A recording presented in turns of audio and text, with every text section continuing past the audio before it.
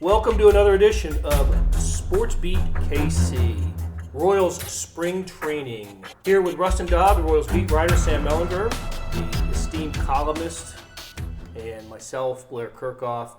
We have just watched the first day of a full squad workout, and I'm not sure how different it was from other days of workouts, but there they were, and Ned Yost seemed kind of happy about it. I think he said today, he really gets up for these days when pitchers and catchers report, and then the first day of games, and then all of that rubs off in a matter of hours for him. He can't wait for the real games to start. But is this time of year different for the Royals than previous years? I mean, obviously their situation's different. They've got the World Series flag, although I don't think there's many points of signage at Surprise Stadium that they're coming off the World Series.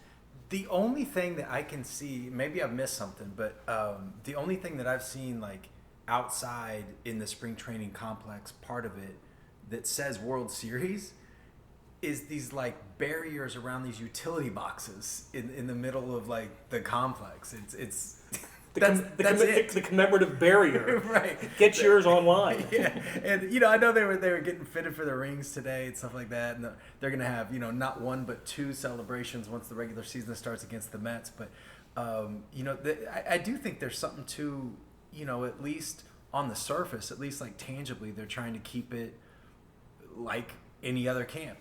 They talk a lot about Rustin. You had the story the other day about winning.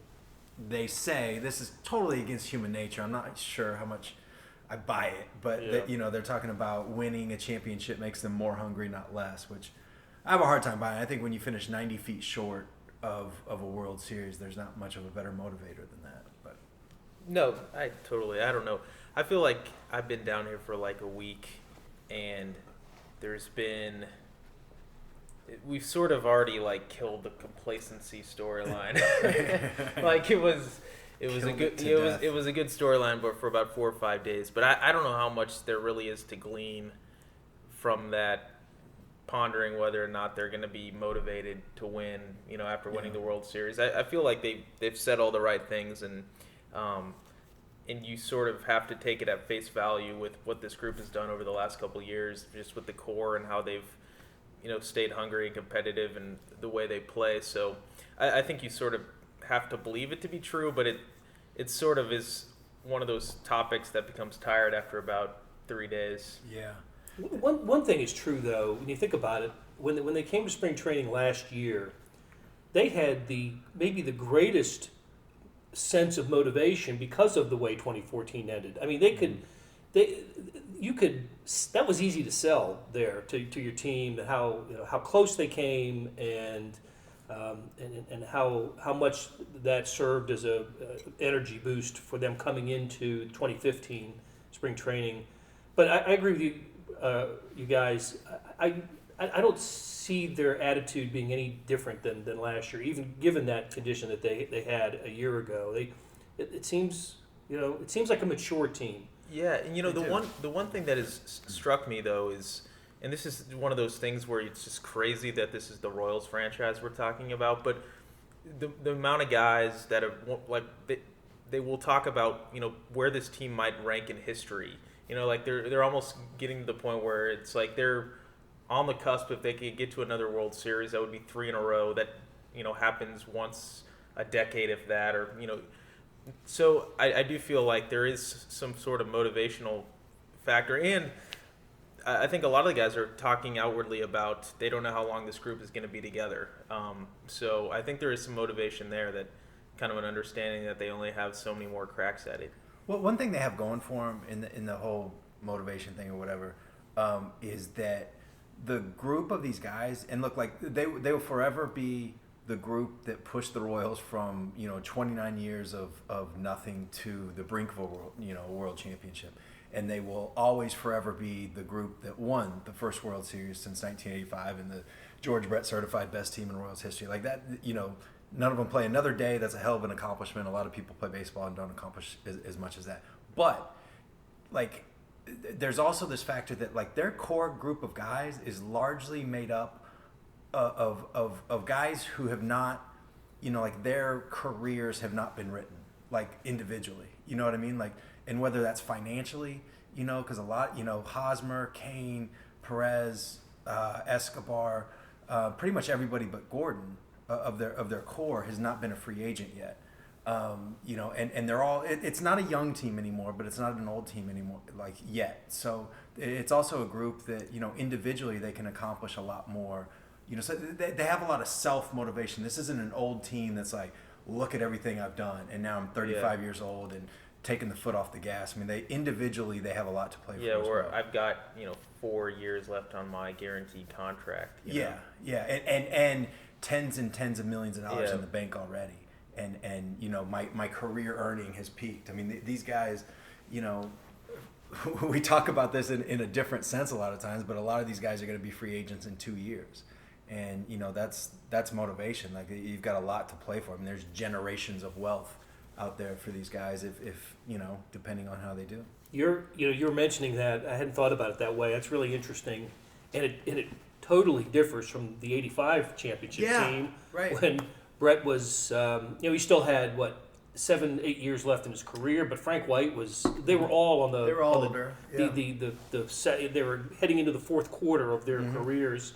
Those two, Willie Wilson, of course, and but that's a good way of thinking it, and that one thing I keep hearing about these Royals is, and I've heard it from you guys, that Hosmer hasn't had his best year yet. You can make a case that Moustakas hasn't had his best year yet, and maybe Kane, it would be difficult to duplicate the year, his 2015 season, which was finished good enough to be third in the MVP voting. But they've got plenty of position players who you would say are on the, the ascend part of their career and not the decline. Yeah, I mean, of the position players, can we count Kendrys Morales as a position player? If we can. I think maybe he's had his best year. He's a little older. Gordon, maybe the dominate year, that first year, maybe. Yeah, I mean, he could match that. But other than that, Salvi, Escobar. No, Salvi's got more. Escobar almost hit 300 that one year, but there's probably more in him. Omar Infante's probably had his best year. Yes. There's one, but it's a lot of guys. Like I really do believe that Hosmer. I think I think he's got like MVP. He's got top 5 MVP voting sort of talent. I really believe that. I think he's got a beautiful swing, athletic, good work rate. I really like it. Yeah, I think I said the other day he's like MVP in the non-Mike Trout division. Like, right. He could be potentially one of those guys. Yeah. He's probably of the human beings. Yeah, he could get into that echelon. I keep waiting for him to, I think even in the spacious confines of Kauffman Stadium, I think he's a guy that could be a 30 to 35 home run, just with that swing. Yeah. And with 40, 45 doubles.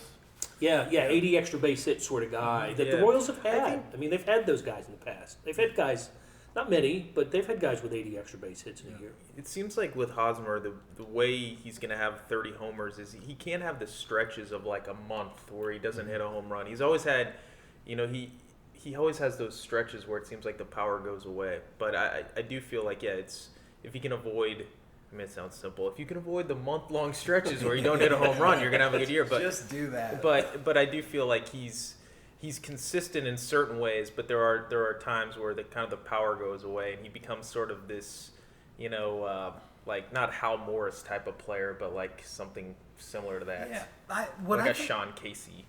Sean Mayer. What I always think of with Hosmer is that first 6 weeks, 8 weeks or so of last season. You remember, he was killing the ball, and he had a stretch of maybe it was back-to-back games. It was within a 4 or 5 game stretch where he had these monster 400-foot opposite field home runs to left center. One I think was in Cleveland, and then the second one I think was at home in Kansas City, and it was and that was a 2-month stretch where he had slugged over 500 I think, and it was really wow, that's the guy that I think, and he showed it for 2 months, and he showed it in the playoffs the year before. And I really believe that there's that guy in the whole thing. And he's only 26 now, I think, right? I think he turned either 20. I think he turned 26 in October. He'll be 27 next October, I believe. Yeah, he just turned 26. So I mean, this is really where, if you believe in the age graph, like this is where he should be having his best years. Well, I've heard who was the Royals. One of the Royals coaches said last year they thought he had the best power of anybody on the team was Eric Hosmer. Yeah. I forgot who it was who said that, but I believe that. Anybody who can go. You're mentioning those. I remember those opposite field home runs, and I mean that's 400 feet plus opposite field that he was where he went. Which when he's going well, I think he's got the prettiest stroke on the team. He does. It's just a wonderful thing, and there's there's kind of that to look forward to for him and this team. An MVP possibility player. Kane certainly would be in that, and Moustakas has a chance to to put up big numbers as well. Is there anybody else that, at least from the position player side, that you think is capable of a next step, a better year than last year? Well, the one that hits me first is Sal Perez, and look, like Escobar needs to be better than he was last year offensively. He was, under the radar terrible offensively, and some of that was like the Esky Magic stuff. Most of that was that they were the best team in baseball, so whatever. But I think Sal has more in him. I think Sal can be, low on base but decent batting average and high slug kind of guy. Like he's sort of like one thing you hear from scouts is that even when Sal's going bad, he's still dangerous because he can run into one. And if he can become a little less streaky, and I still think we talk about this every freaking year, but if they can rest him a little bit and not turn him into the Cal Ripken of catchers, I think that will help him offensively. But I think that he's got, we don't have the numbers right in front of us, but so I can't remember what his career high is, but I think he's got 25 homers in him with 30, 35 doubles, that kind of thing. I mean, that's great for a catcher, especially with a guy with a big arm and the presence behind the plate that he is. Less would be more with Sal Perez. Yes. But the two people you mentioned with Escobar and Perez, as I recall, were MVP of the ALCS and MVP of the World Series. That's right. And that's my Right. My most recent memory of Escobar was nobody could get him out. Yeah. And his Especially on the first pitch. his first pitch of the game. This is sort of an off-topic story, but we were over at the media days the other day, and Blair's working on this story about how the other teams are emulating. And I was talking to the Diamondbacks manager, Chip Hale, and was asking about the Royals, and he goes, he's like, you watch them, they got a free swinging guy hitting first. He goes, maybe you think, It's a trend. he goes, they got a free swinging guy going first. Maybe that's not a bad thing. Hey, we got a free swinging guy hitting first. Maybe we can do this. So it gives you hope. So I feel like Alcides Escobar, if nothing else, he's giving hope to every team in baseball who has a guy with a 280 on base percentage leading off. We'll talk more about this. Great. I love that. Yeah. We'll talk more about this as the season approaches, but still the right field and second base would be the positions of concern, right? If not concern, but unknown, I guess. How would we describe the that? only positions of intrigue? I mean, I think we know that the 7 position players and basically, aside from about 2 relievers or 2 or 3 relievers, we know that. So I feel like we almost know 22 or 23 guys that are going to be on the roster on opening day, but we don't know who's going to start at second base, and we don't necessarily know who's going to play right field. I mean, we sort of know. Ned Yost, in my talks with him so far at spring training, has been very, he's going to say this, he's been very open about outfield, about seeing Brett Eibner or Jose Martinez or Raymond Fuentes, giving all those guys looks. I do think it's going to be Dyson and Orlando sort of in a platoon role to start with, but I do think those other guys are going to get looks, especially somebody like a Brett Eibner. I mean, he might be headed for Omaha to get more at-bats, but I think he's a guy with a tool set that could potentially help the Royals if there's an injury or something like that. And then at second base, I just think it's going to be difficult for them not to start Infante at the beginning of the year, I think. But it'll be interesting to see how long they go with that, or if Cologne can do something during spring training where it almost forces their hand. Yeah, I kind of feel like the way you put that, I like it.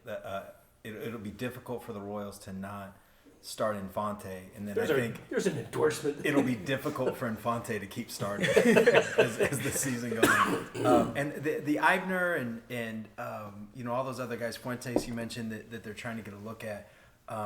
Do you get the feeling at all like he means it, but I get the feeling that that's more for we need to call up somebody in May or June, July, who's going to be first in line. I think there's little chance that Dyson and Orlando aren't on the team to start the year. But I do, they kept 5 outfielders, if I'm not mistaken, to begin the year last year. Mm-hmm. Yeah.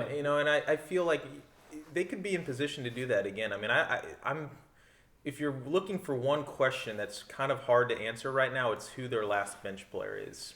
Yeah. Because they don't really have a guy that's, they don't have a veteran guy that seems like an obvious answer. You're going to have Cologne potentially as the backup infielder and Orlando as the first backup outfielder, and then you'll have Drew Butera. But do they keep an extra pitcher, or do they? You don't really Snyder. know. Yeah, Snyder might get in that mix. You don't know who that last. I didn't even mention Travis Snyder, but you don't know necessarily who maybe that 25th guy is. That's the beauty of Cologne, though, too. I mean, Yeah. The fact that he can back up 3 positions, that's unusual to me. I mean, it's 'cause if you can back up shortstop plus second and third, that's you've got a pretty valuable guy there. He was he was the popular guy in the clubhouse today. Everybody gravitated toward Christian Cologne. He's always a good story in the preseason. He's always a good story because he's coming off a postseason in which he was a hero. He was Dane Org That's right. 2015. And he was the wild card hero in 2014. Yeah. So positions of intrigue, I like that. So backup catcher is not. Do we think it's going to be Butera and not Cruz? I think so, just because Cruz has options, and I think they can send him to Omaha, kind of stash him there and go from there. It'd be odd if they ditched Drew Butera. I think the way Bob Dutton always put it was inventory. You got to keep inventory. So I think Cruz is probably slated for Omaha. How about the bullpen? What are the positions there? Who are the people that we're looking at for a couple of slots? It fills up really quickly because if you look at it, like you basically have 5 starting pitchers, obviously, and then you've got Young, Medlin, and Duffy battling for the final 2 spots, and whoever doesn't is headed for the bullpen. So that's one, and then you've got 4 locks in Wade Davis, Luke Hochevar, Joaquin Soria, and Kelvin Herrera. So there's 5 relievers right there. Then you've got basically 2 more spots, and I think it'll be interesting. But I think Dylan G has an inside track to making the team out of spring training, unless he just does something during the spring to look awful. I think he's another one of those swing guys that they want to keep for rotational depth and Inventory. Yeah, inventory.